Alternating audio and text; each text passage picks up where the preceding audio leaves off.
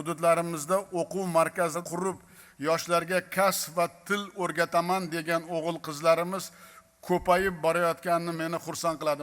Endi bu maqsadlar uchun yer va davlat obyektlari imtiyozli narxda auksionga chiqariladi.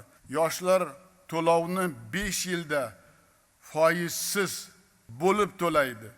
O'quv markazini qurish va jihozlash uchun kredit stavkalarining 7% kompensatsiya qilib beriladi.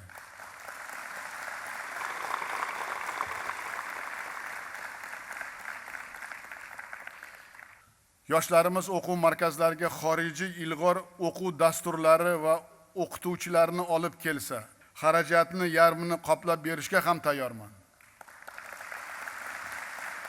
Barcha hududlarda zamonaviy savdo va servis, yirik turizm komplekslari ko'payib boryapti.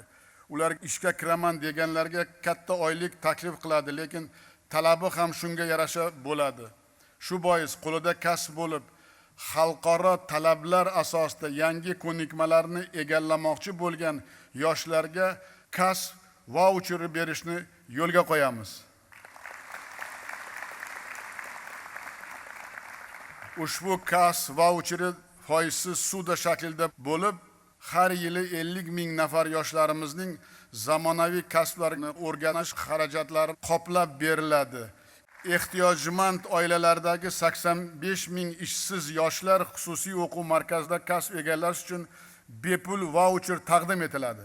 Shu yilning o'zida kasb vaucheri va bepul vaucher tizimi uchun 120 milliard so'm ajratiladi.